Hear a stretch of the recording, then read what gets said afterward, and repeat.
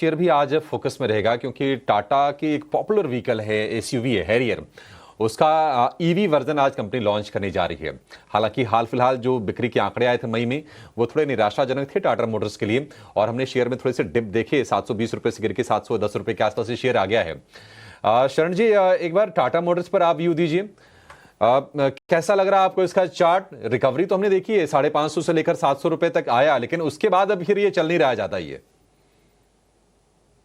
जी, Tata Motors में जितने भी नेगेटिव न्यूज आ रहे हैं या आए थे, जब जब भी आए थे, शेयर ने सारे नेगेटिव न्यूज अब्सॉर्ब कर लिए। तो जब जब ऐसा होता है तो आपको पता चलता है एक साइड डाउन साइड में बायर खड़ा हुआ है स्टॉक में। तो ओवरऑल स्टॉक में डिस्पाइट कल नेगेटिव या डाउन साइड नंबर आने के बाद स्टॉक में आपको इतनी गिरावट देखने को मिली नहीं। तो इसे ओवरऑल मैं ज्यादा नेगेटिव नहीं कहूंगा। स्टॉक अपने 100 डे मूविंग एवरेज पे सपोर्ट ले रहा है।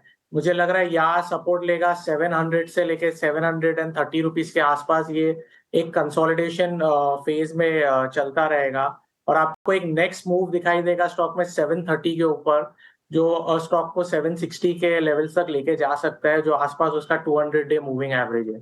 ओवरऑल स्टॉक एक कंसोलिडेशन फेज में अभी रहेगा 700 टू 730 के लेवल्स के आसपास। ठीक है, ये अच्छी रणनीति है। 700 से लेकर 730 की रेंज में थोड़ा समय बिताएगा, कंसोलिडेट करेगा। 730 के ऊपर अगर निकलता है तो आपके लिए बाइंग का एक फ्रेश ट्रिगर बनेगा और शेयर जाएगा फिर 760 रुपए तक। एक और शेयर जहां पर हमने देखा कि पिछले 2 दिन में बड़ी हेवी वॉल्यूम के साथ बाइंग हुई है, और वो है इटर्नल का शेयर। इटर्नल, जिसको पहले आप जोमेटो के नाम से जानते थे, कल भी वॉल्यूम बड़े अच्छे रहे। इस पर आपसे व्यू चाहिए राज। देखिए, जो कुछ नेगेटिव्स आए थे नियर टर्म में, उसको कहीं ना कहीं अब अब्जॉर्ब कर लिया है, ऐसा लग रहा है इटर्नल ने।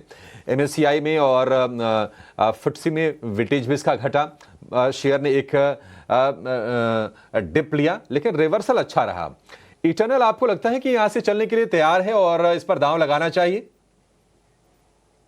बिल्कुल, क्योंकि अगर आप पहले तो मैं प्राइस एक्शन की बात करूं तो जो जोमेटो का जो स्टॉक है इटर्नल, वो 220 230 की रेंज के आसपास ही उसके आसपास ट्रेड कर रहा था, और 200 के नीचे तो मुझे लगता ही नहीं कि स्टॉक ने कभी मतलब वो जाने की कोशिश की थी।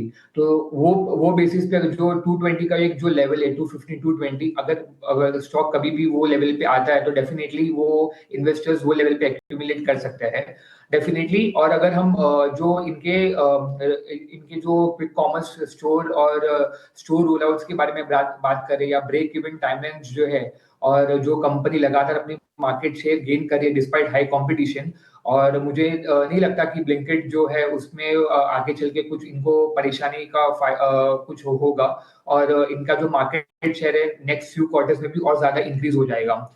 और हाल ही में मैंने, I can be wrong, but मैंने कहाँ पे पढ़ा था कि जो जेप्टो है उनको भी आई गेस महाराष्ट्र की गवर्नमेंट ने उनके लाइसेंस आई गेस कुछ उनको लाइसेंस नहीं दिया है to carry on the activities. तो इसका सीधा जो फायदा है वो मुझे लगता है इंटरनल को हो सकता है। और हम यही देख रहे हैं कि अर्बन एरियाज में जो लोग हैं वो काफी क्विकली ऑर्डर्स, ये ऑनलाइन ऑर्डर्स करते हैं, तो वो वजह से जो इंटरनल का जो मार्केट शेयर है और गेन हो सकता है। और इससे जो इनका जो डिलीवरी हैंडलिंग फीस वगैरह, या जो हम बोल देते हैं कि ग्रॉस ऑर्डर वैल्यू है, उसमें भी हमें इंक्रीज देखने को मिल सकता है। तो ओवरऑल अगर हम प्रॉफिटेबिलिटी सेगमेंट वाइज सब की अगर बात करें तो ये सब वजह से इनका जो बिजनेस है वो काफी आउट परफॉर्म कर सकता है। और आई गेस इंटरनल जैसे स्टॉक जो है वो मतलब जो नियर टर्म के लिए आप मतलब I guess you can buy it for 1-2 quarters, और आप सीधा इसका देख सकते हैं इंप्रूवमेंट। तो इंटरनल 220 215 की रेंज में अगर आए तो जी, definitely it can be an accumulation stage.